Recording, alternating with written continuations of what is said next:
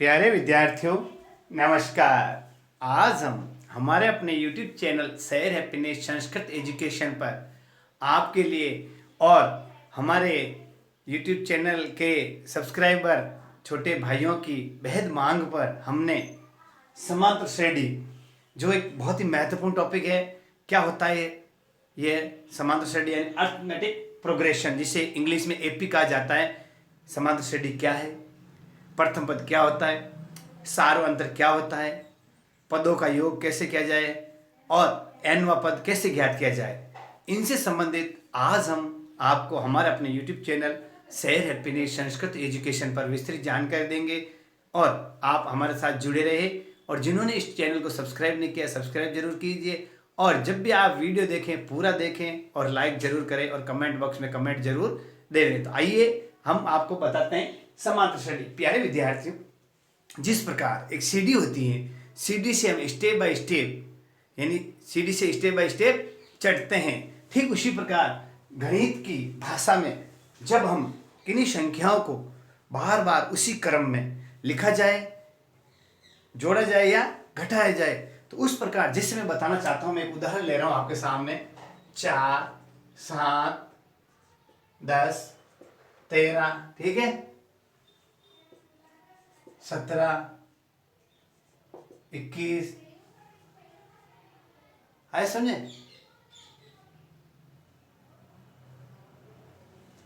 16 आएगा। क्या आएगा? 16। ये कुछ आपको पता पड़ा? देखो 4, 7, 10, 13 और 16। अब देखो, देखना आप 25, 20, 15, 10, 5, 0, -5, -10, इस प्रकार। अब आप देखिए, ये जो मैंने आपको एक एग्जाम्पल लिखा है, जैसे देखो 4 के बाद 2 बीच में गए, 4 और 3 7, 7 और 3 10, 10 और 3 13, 13 और 3 16। यानी इसमें क्या हो रहा है, 3 3 जुड़ रहे हैं। जब एक पद में समान अंतर से कोई भी संख्याएं जुड़ती है, या देखिए 20, -5, -5, -5, -5 और -5, यानी समान रूप से यदि घटते क्रम या बढ़ते क्रम यानी जुड़ रही है उसी संख्या के अंतराल से, या घट रही है उसी संख्या के अंतराल से, तो हम इस श्रेणी को क्या कहेंगे? समांतर श्रेणी कहते हैं। आगे समझ में आपको?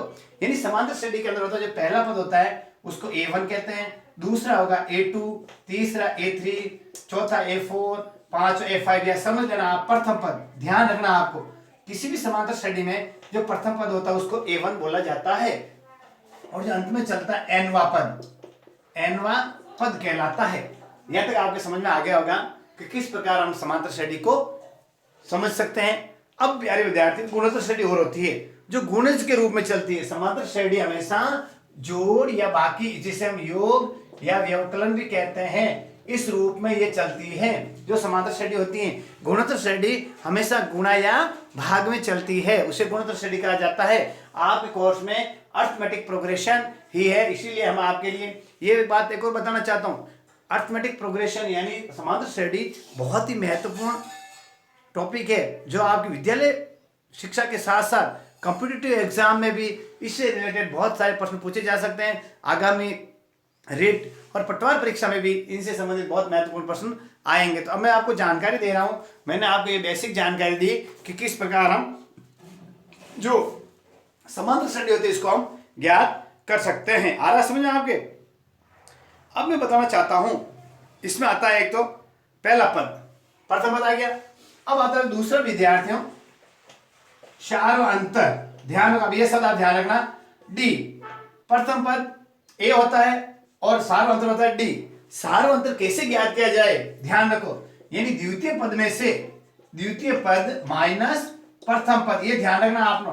चाहे द्वितीय पद छोटा हो चाहे बड़ा हो, हमेशा यानी A2 में से A1 को घटाया जाएगा तो क्या प्राप्त हो जाएगा? हमको D प्राप्त हो जाएगा। जैसे मैं आपको बताना चाहता हूं, इसी एग्जांपल को लीजिए। A1 कितना है? 4, A2 कितना है? 7। तो A1 इक्वल लिखो 4 और A2 इक्वल है 7। तो क्या करेंगे?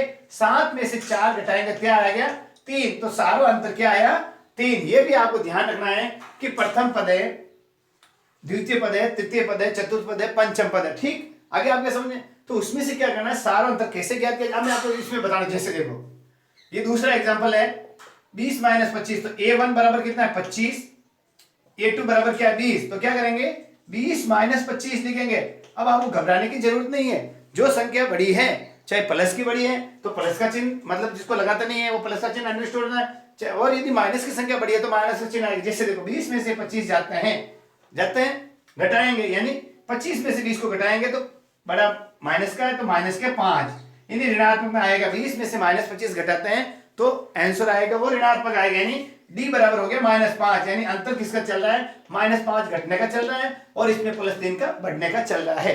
ये आपको अच्छी तरह समझ में आ गया होगा कि हम किस प्रकार इसकी सामान्य जानकारी रखते हैं। अब मैं आपको बताना चाहता हूं, जैसे यदि समांतर श्रेणी में इसको आगे से आगे जोड़ने पर प्राप्त किया जा सकता है और उसको अंतर के लिए दूसरे पद में से पहले पद को घटाया जाता है। यह तक आपके समझ में आ गया होगा। अब मैं आपको फॉर्मूले पे लाता हूं, ध्यान रखिए, आप ये लिख लिया होगा आपने, जिसने नहीं लिखा लिख लीजिए और समझ लीजिए। अब हम आपके लिए आते हैं मुख्य मुद्दे पर कि जब पद दे रखा है, यानी फुल सूत्र यानी फॉर्मूले के माध्यम से, जैसे ये पद दे दिया, देखो ये प्रश्न है 4, 7, 10, 13, 16 का 35वां पद ज्ञात कीजिए, तो अब आप 3 जोड़ते जाएंगे तो बहुत टाइम ले लेगा, तो इसीलिए हमने एक शॉर्ट फॉर्मूला बनाया आपके लिए। इसके लिए पदों की संख्या क्या आते हैं, पद की संख्या के लिए आप लिखिए, देखिए मैं आपको उदाहरण देंगे, लिखिए आप समांतर श्रेणी में पद संख्या ज्ञात करने हेतु, यानी एनवा पद जो दे रखा है इसको ज्ञात करने का क्या फॉर्मूला है, आप भी लिखिए मेरे पीछे पीछे। मैं फॉर्मूला आपको बता रहा हूं, बहुत ही महत्वपूर्ण फॉर्मूला है आपके लिए, और इस फॉर्मूले के हिसाब से आप भी लिखिए मेरे पीछे पीछे। देखिए क्या यह फॉर्मूला बहुत इजी होता है। देखो इस फॉर्मूले को लिखने के लिए लिखेंगे अपन ए एन बराबर, देखो ए एन बराबर यानी जो अर्थमेटिक प्रोग्रेशन है एन यानी पद। अब इसमें आ गया फॉर्मूला, लिखिए मेरे पीछे पीछे, ए एन बराबर होता है ए प्लस एन माइनस 1 और डी। ये फॉर्मूला आपको याद रखना है पद ज्ञात करने का। क्या ज्ञात करने का, पद ज्ञात। अब मैं एक छोटा सा एग्जांपल ले रहा हूं आपके लिए, इस एग्जांपल के माध्यम से आपको देखना कि किस तरह हम इसको क्या करें, पद ज्ञात कर सकते हैं।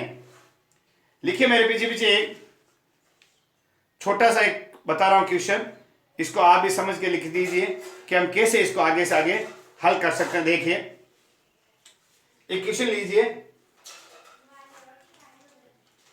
देखो एक प्रश्न लिखिए 3, क्वेश्चन नंबर 1 लिखिए 3, 15, 27, 39 का 54वां पद ज्ञात कीजिए। ये क्वेश्चन आ गया। अब देखो आपको ध्यान रखना है 3 और 15 यानी कितना आ गया 13 के 12, 12 और 3 15, 15 और 12 27, 27 और 12 39। इस तरीके से बढ़ते हुए आगे पद में आपको कौन सा पद ज्ञात करना है, 54वां पद ज्ञात करना। तो अब आप इसको 3 जोड़ते, जो 12 जोड़ते बहुत टाइम लग जाएगा, तो इसके लिए हम आपको क्या करते हैं, अब ये पता लगाना है आपकी श्रेणी समांतर है नहीं है। 2, 3 पद देख लो, इसमें दोनों में 12 का अंतर है, यानी 12 जुड़े तो ये समांतर श्रेणी है। अब इसका 54वां पद ज्ञात कीजिए। सबसे पहले क्या ज्ञात करना है, समांतर श्रेणी का प्रथम पद, जिसे क्या कहा जाता है ए। क्या विद्यार्थी बताइए a1 कितना है, देखो 3, a1 कितना है 3, शाबाश। द्वितीय पद यानी a2 बराबर कितना है 15, शाबाश। आगे समझे, यानी प्रथम पद 3, द्वितीय पद 15। अब आगे सारांतर क्या करेंगे, सारांतर के लिए a2 माइनस a1 यानी द्वितीय पद लिख सकते हैं आप, द्वितीय पद माइनस प्रथम पद। तो क्या आएगा, देखिए द्वितीय पद कितना है 15, 15 में से 3 गया कितना आ गया 12। तो डी बराबर कितना आ गया, सारांतर किसको बोला जाता है, डी को। ये भी ध्यान रखना आपको, और प्रथम पद ए को।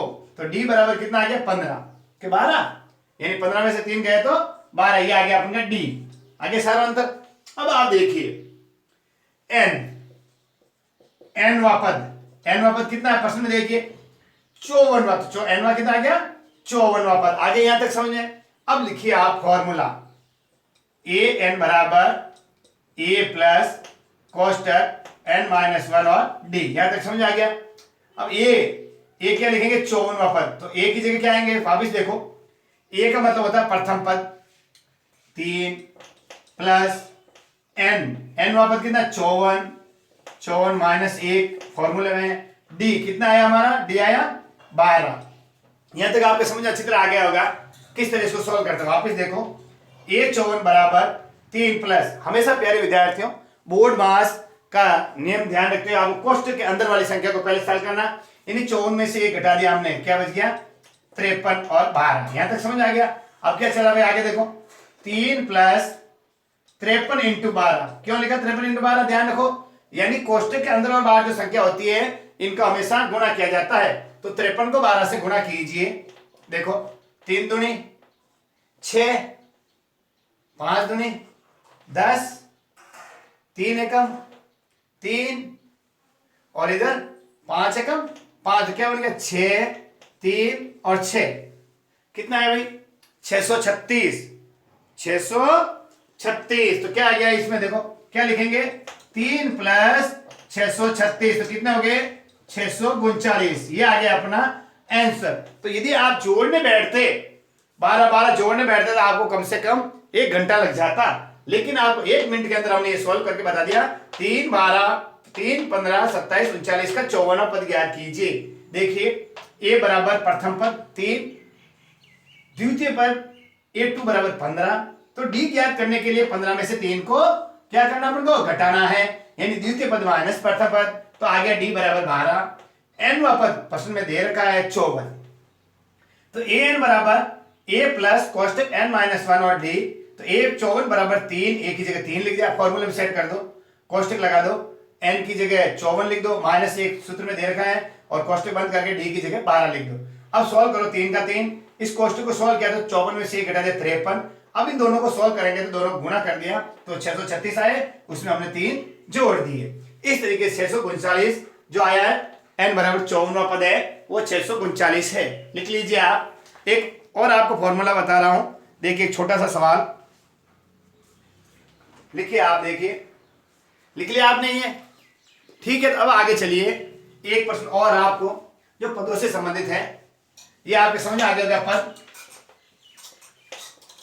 अब आपके लिए छोटा सा ले रहा हूं, छोटा सा देखो, ये आपके पद संख्या ज्ञात करने के लिए हमने आपको बताया, ठीक है। अब आप देखिए समांतर श्रेणी एक लिख लीजिए, देखो मैं बता रहा हूं एक उदाहरण, छोटा सा उदाहरण है जिससे आप समझ जाएंगे कि इसको हम किस प्रकार सॉल्व करते हैं। जैसे देखो 6 9 12 15 में प्रथम पद व द्वितीय पद तथा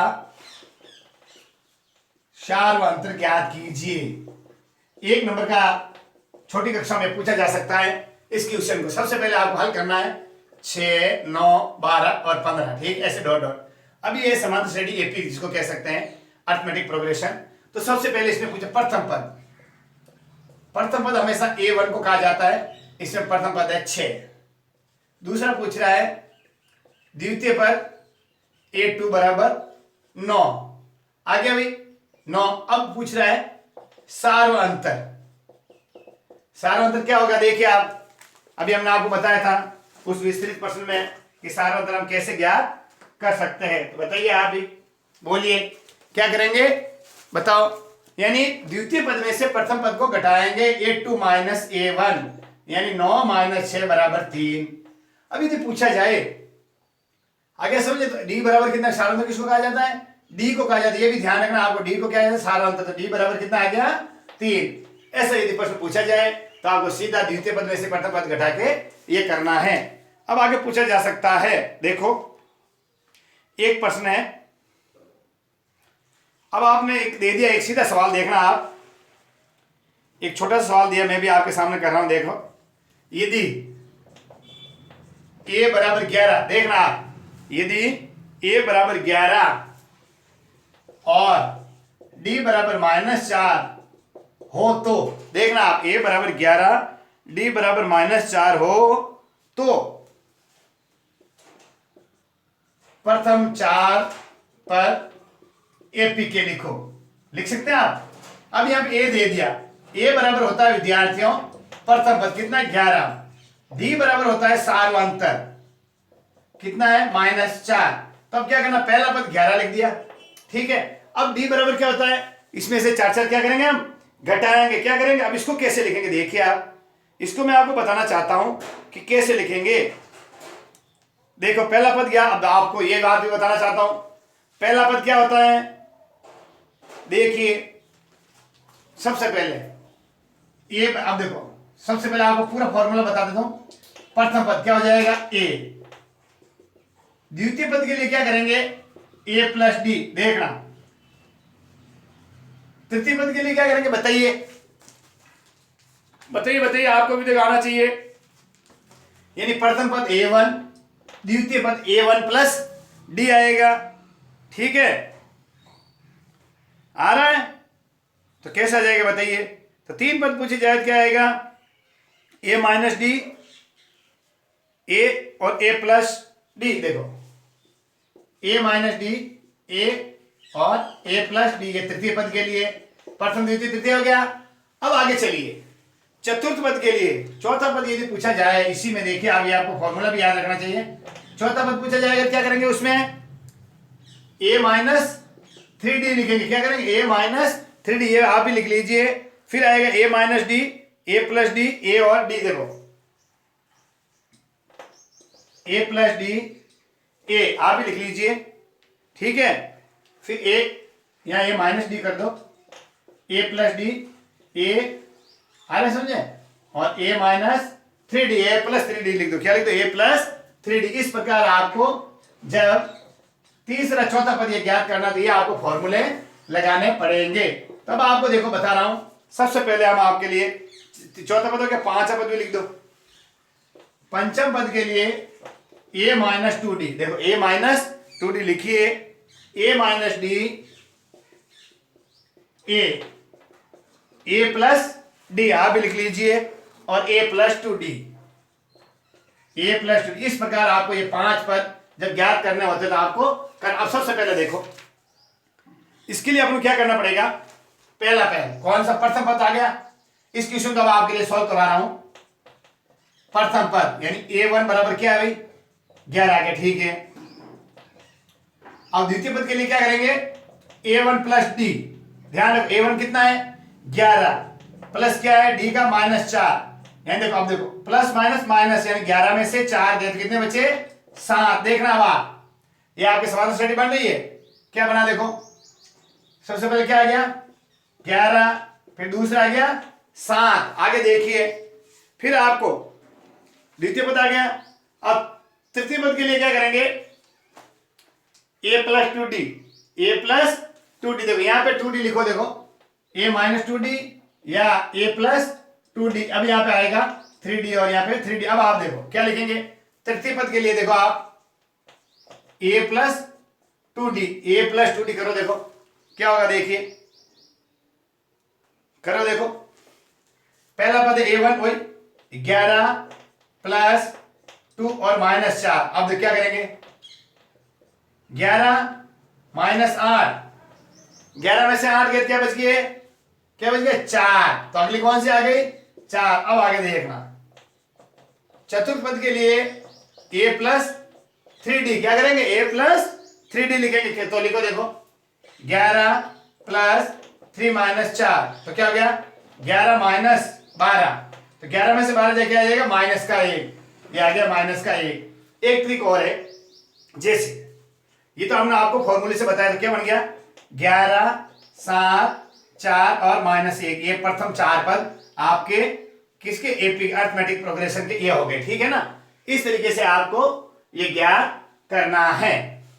ठीक है ये आपके समझ में आ गया होगा कि किस तरीके से हम आपको ये जो बताते हैं। ये फॉर्मूला आप याद रखो। देखो कौन सा सीधा प्रथम पद के लिए a द्वितीय के लिए a प्लस डी तृतीय के लिए a1 प्लस 2d थर्ड के लिए a1 प्लस 3D 1 2 3 4th पद के लिए। इस तरीके से आगे आगे अपन जब पद याद करेंगे तो इस फॉर्मूले का आपको ध्यान रखना है। यदि प्लस है तो प्लस और माइनस है तो उसको प्लस माइनस वो माइनस हो जाएगा। ठीक है, यहां तक आपके समझ में आ गया होगा कि किस तरह हम अरिथमेटिक प्रोग्रेशन यानी समांतर श्रेणी में पदों की संख्या ज्ञात कर सकते हैं।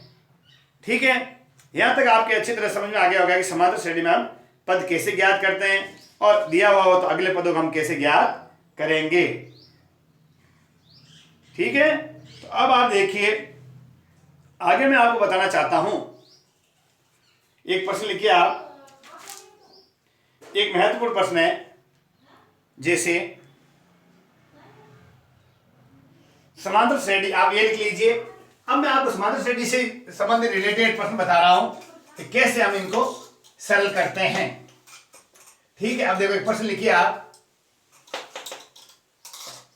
अरिथमेटिक प्रोग्रेशन का एक महत्वपूर्ण प्रश्न लिख लीजिए। इस प्रश्न को सरल कराएंगे आप। समांतर श्रेणी देखिए 5 2 1, देखो लिखिए आप, समांतर श्रेणी 5 2 और 1। देखिए आप 5 2 और 1 का कौन सा पद -22 है। देखो दिमाग लगाना, प्रश्न की भाषा समझना। आपको पहले वाले में बताया था कि 54वां पद ज्ञात कीजिए। अब इसे पूछा कौन सा पद -22 है। इस प्रश्न को लिखिए आप, ये क्वेश्चन है, इसको सॉल्व करने के लिए समांतर श्रेणी जिसको हम एपी भी कह सकते हैं 5 2 -1। ठीक है, ये डॉट डॉट आगे समझे। अब इसमें लिखिए आप सबसे पहले A1 जिसे क्या कहा गया है, प्रथम पद क्या होता है प्यारे विद्यार्थियों 5। द्वितीय पद क्या होगा A2 -1। क्या ज्ञात करना है D जिसे क्या कहेंगे सार्वंत्र। कैसे ज्ञात करेंगे A2 A1 यानी -1 में से -5 करना है, -a में से 5 को घटाना है। तो क्या हो जाएगा देखिए, -1 में से 5 को घटाएंगे तो क्या आएगा D बराबर, बताइए आप क्या आएगा बताइए, हैं 2। D बराबर कितना है 2 है, क्या ये। अब देखो 2 में से -5 घटाइए, D बराबर कितना है, तो A2 कितना है A1 5, A2 कितना है 2 है, कितना है 2। ये देखो वापिस देखिए, A1 तो है 5, A2 है 2, तो क्या करेंगे 2 में से 1 को घटाएंगे।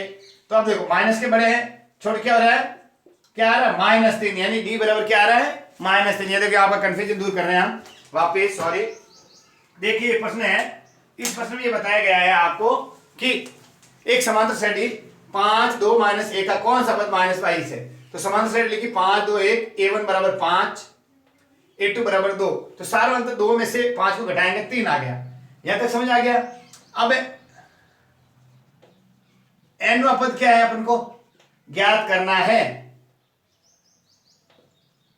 पदों की संख्या जिसे हम क्या कहते हैं an इसमें दे रखा है कितना है भाई -5। ये ध्यान रखो आप। अब अपन को फॉर्मूला में करना है, देखिए an बराबर a प्लस n -1 और d। आज n वां पद ज्ञात करना, an की जगह क्या लिखेंगे, देखिए आप क्या लिखेंगे यहाँ पे -22। ये ध्यान रखो आप, इस प्रश्न को इस तरह सॉल्व करेंगे तो क्या लिखेंगे an बराबर क्या लिखेंगे -22 बराबर a की जगह क्या लिखेंगे 5 प्लस n की जगह n -1 और d की जगह क्या लिखेंगे -3। अब विद्यार्थी देखो -22 5, इसको इन दोनों से क्या कराएंगे गुणा करवाएंगे, तो क्या हो गया 3n माइनस माइनस प्लस के 3। ये इसे गुणा कैसे होता है, देखो n -1 को -3 से गुणा कराएंगे तो -3n क्या होगा -3n, और यहाँ पे माइनस माइनस प्लस का 3। जब हम कोष्टक में इसको कराएंगे इस तरीके से आएगा -3n प्लस 3। यहां तक आपके समझ में आ गया होगा।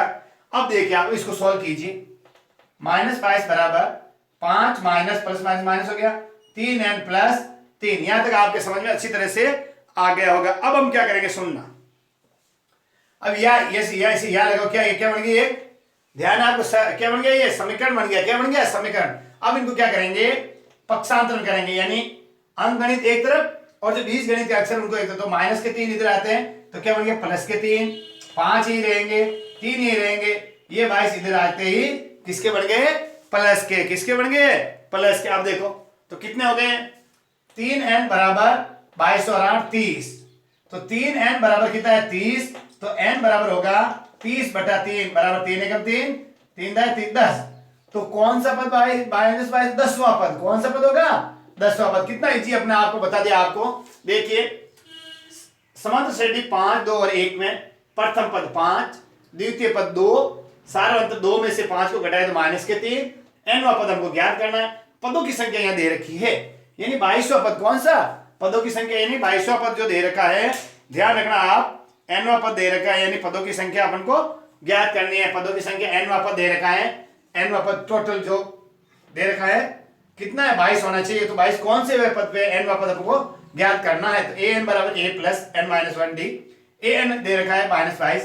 इस तरीके से हमने a की जगह 5 n-1d, फिर -22 यही है 5, इनको कोष्टक के अंदर 3 एकम 3 n और माइनस प्लस माइनस हो गया और प्लस माइनस प्लस 3। अब ये एक समीकरण बन गया, इसको पक्षांतर किया, 3n इधर आ गए, 5 और 3 ये रहे, 8 इधर आ गए, प्लस किया तो 30, 3 का भाग 30 में दिया तो क्या आ गया 10। तो n बराबर कौन सा पद हो गया 10वां पद। ठीक है प्यारे विद्यार्थियों, अगले वीडियोस में आपको इसी समांतर श्रेणी से संबंधित महत्वपूर्ण प्रश्नों को हल कराया जाएगा। तो आप देखिए हमारा अपना यूट्यूब चैनल सैर हैप्पीनेस संस्कृत एजुकेशन और ज्यादा से ज्यादा विद्यार्थियों तक पहुंचे। नमस्कार।